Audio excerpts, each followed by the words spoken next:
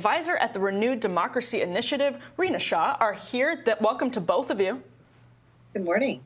Rina, we talk about Trump kind of, creeping into the Hispanic working class vote, but at the same time, and particularly in Texas, Sinclair and a lot of the local television, has gone in a rather extreme right direction, to the point where if that continues throughout this cycle, by the time the election comes, you might find 30% of Hispanic voters who get their news, from these extremist kind of Spanish language news outlets saying that Beto O'Rourke's a pedophile, or Beto O'Rourke is whatever other weird like totally out there. Not just like he's going to take away your guns, which is fine because he said he was going to do that, but like completely out there stuff. So how difficult is it going to be going forward for Democrats in Texas, given that media environment that the left has not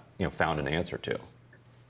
Well, the media environment that you just described, Brian, one that is filled with misinformation and really has all of the visages of being so extremist that you're wondering, how can you push back? Well, how have Democrats pushed back in their activist mode? And they've done that via super PACs. And I expect that we'll see so many PACs get involved now that Beto's officially in, and do the work, the hard work that means messaging against these juggernauts, which do this on a daily basis, which really do succeed in getting through to your average American that isn't as tuned in, but gets certain messages, latches onto it, and then takes it into their social networks and spreads it like wildfire. So it is a very scary prospect. It creates an uphill battle for Democrats in a state where, I'm not fully convinced is purple, even despite many transplants. But I do see an advantage for Beto here, and it is that goodwill that increased over the course of the pandemic.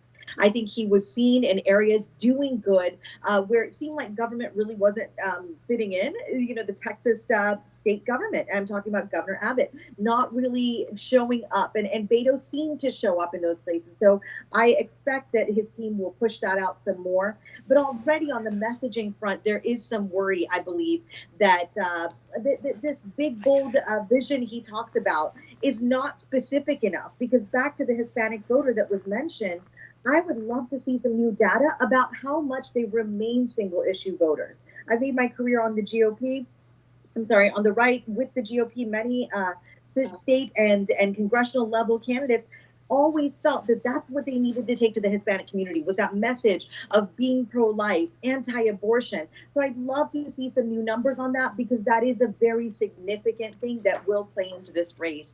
We need to keep watch for that and not forget how significant that is. Rina, give us your take on those numbers. Well, I certainly think this is obviously the worst news possible that could come at this time for Democrats, because what we need as we approach the end of the year and want to have a bold new year in which midterms are happening, you want hope, you want energy. And it seems like everywhere you look, there's none of that on the Democrat side. Though Joe Biden has gone into this role of president with all the best intentions. I talk about this with my friends all the time. I genuinely think this man wants the best for this country. And I crossed over from being a lifelong Republican voter to vote for Joe Biden because I genuinely believed his reputation in Washington. I know he wants the best for the country, but he has somehow been almost taken further to the left than most of us realized. Actually, we really believed his promise of governing from the center, and that feeling almost leads, I believe, those who look at this from the vantage point of I wanted to trust this guy. It leaves them feeling almost like they've misplaced their trust. And then also, oh, well, it's just the same old game in Washington again. In Virginia, where I live, the Northern Virginia suburbs, we saw this with Governor-elect Glenn Youngkin. People really wanted something new. And I'm not trying to equate youth and energy. I'm just saying that the appetite for something new is what ushered in Donald Trump. And I think right now, everywhere you look, there's a deficit of leadership on both sides of the aisle.